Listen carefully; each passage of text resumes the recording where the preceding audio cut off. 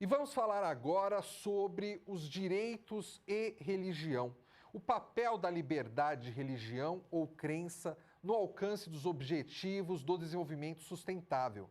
Sobre esse assunto, nós vamos conversar agora com a deputada doutora Damares Moura, do PSDB. Bom dia, deputada Damares Moura. Tudo bem? Seja bem-vinda mais uma vez ao Jornal da Rede Alesp.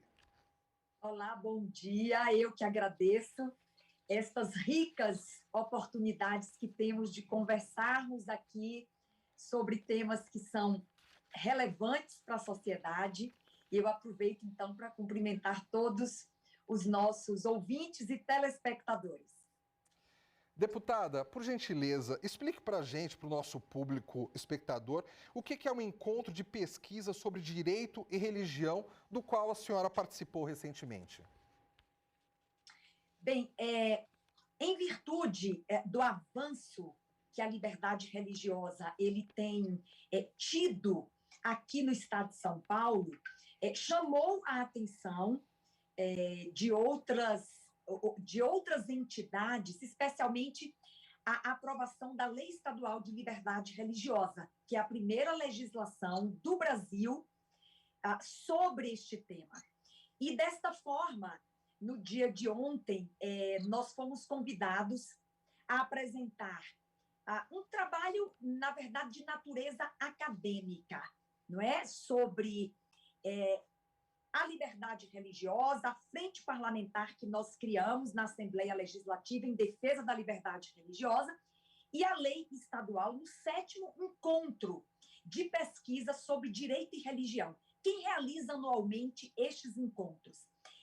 CEDIRE é o Centro Brasileiro de Estudos em Direito e Religião, que é um braço da Universidade Federal de Uberlândia, em Minas Gerais. E o mais interessante e honroso, não é, para o nosso mandato, é que, além desta apresentação que eu mesma pude fazer, e foi em forma de um trabalho acadêmico, nós ainda tivemos notícia de que outros pesquisadores também submeteram, neste 7º encontro de pesquisa sobre direito e religião, submeteram trabalhos acadêmicos tratando da Lei Estadual de Liberdade Religiosa, que eu tenho a honra de ser autora e que foi sancionada pelo governador no último mês de março.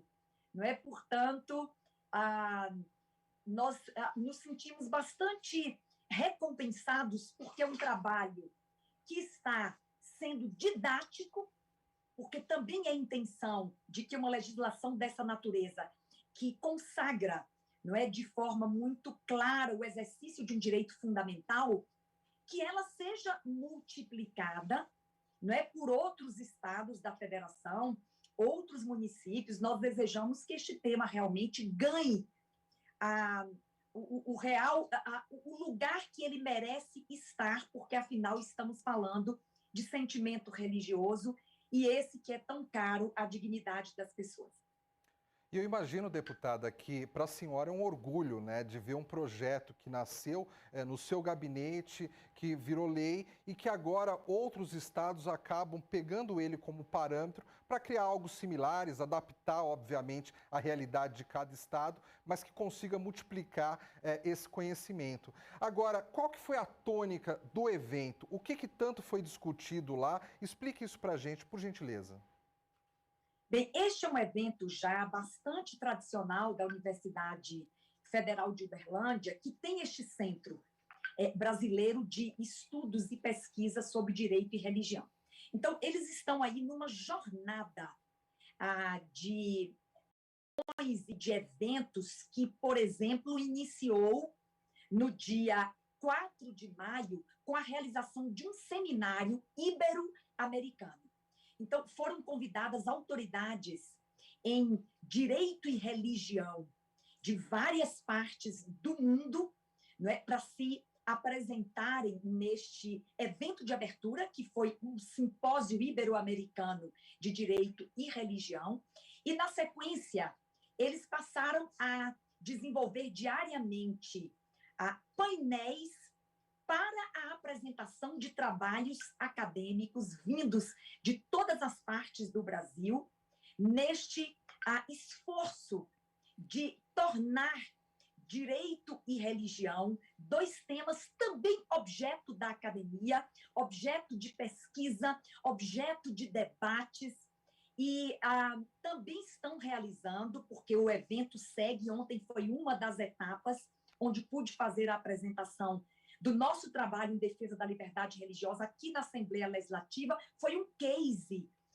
que eles chamaram de experiência legislativa na defesa da liberdade religiosa, e eles seguem agora com painéis em língua inglesa, porque, de fato, o evento ele tem um caráter intercontinental e ele reúne autoridades do mundo inteiro para reforçar, ampliar e fortalecer, não é, a defesa do direito e a pesquisa e a academia, que são importantes neste contexto de fortalecimento desse direito. Deputada Damares Moura, explique para o nosso espectador que às vezes ele está nos assistindo em casa e ele fica na dúvida qual que é a relação do direito com a religião. Como que a senhora poderia explicar isso para quem está em casa, para que ele entenda a importância desses assuntos estarem ali na mesma sintonia? Você sabe que é uma fórmula até bastante lógica, não é? Exercer o direito de professar, aliás, professar uma religião exige, por parte do ordenamento jurídico, garantias para fazê-lo. Não é possível você professar, você escolher livremente, professar livremente e se organizar em torno da religião que escolheu, se não houver um ordenamento jurídico que lhe garanta esta possibilidade. Portanto, a relação entre o exercício de uma religião, ou a profissão de uma fé, e o direito é uma relação bastante, é uma relação necessária, é uma relação imprescindível. E tendo em vista, inclusive, dados que eu apresentei ontem no trabalho acadêmico junto à Universidade Federal de Uberlândia, de que os números apontam, especialmente de um instituto que mapeia a demografia religiosa no mundo, que é o Pew Research Center, o mais acreditado instituto que faz esse trabalho, aponta que não há uma expansão do direito à liberdade religiosa no mundo. Aliás, existe um aumento das restrições, tanto as de natureza governamental, quanto as de natureza social, né? Portanto, é um problema que desafia o mundo, não apenas a nós, brasileiros, não é? As restrições e a intolerância religiosa no mundo, ela avança. E a forma de garantirmos que as pessoas escolham, professem e se organizem livremente em torno da religião é exatamente ampliando o direito, é exatamente fortalecendo em nosso ordenamento jurídico, não é, as garantias ao exercício pleno desse direito, sem restrições em razão das escolhas religiosas. Então, a relação entre religião e direito é uma relação direta, porque há muitos países do mundo, mais de 30 deles, onde as pessoas não têm o direito de professar livremente uma religião. Então, olha como o direito pode ser determinante para que as pessoas professem a sua fé sem que sejam privadas de direitos por essa razão. A senhora é coordenadora da Frente Parlamentar pela Liberdade Religiosa aqui dentro da Alesp. A senhora se dá por satisfeito pelas conquistas já dessa frente parlamentar, ou a senhora acha que ainda tem muito o que ser feito dentro dessa frente parlamentar aqui na Alesp? Então, eu penso que qualquer projeto que a gente empreende, ele sempre pode ser feito muito mais. É essa visão que eu tenho de tudo aquilo que a gente se propõe a realizar. Por outro lado, eu não posso deixar de registrar que está superou as nossas expectativas em 2 anos de mandato, as realizações dessa frente parlamentar. Isso eu preciso registrar porque os resultados do nosso trabalho precisam ser conhecidos e precisam ser publicizados para a população, para que a população entenda, né, que no parlamento existem ações muito sérias e muito comprometidas com resultado. E se alguém ainda se indaga sobre a importância de ocupar o parlamento com um tema como a religiosidade, eu queria esclarecer que a religiosidade ela pode ser para o indivíduo aquilo que é de mais relevante na sua vida. Né? Há pessoas que abririam mão de bens materiais, abririam mão de carreiras, abririam mão de outros bens jurídicos, inclusive, em favor da sua fé. Porque para aqueles que têm fé, a fé pode ser exatamente o que lhe sustenta. Né? Portanto, e no Brasil, que nós somos quase 90% de indivíduos, segundo o último censo, que declaram ter uma religião, né? A religiosidade no Brasil é algo extremamente presente na vida do brasileiro e no seu cotidiano.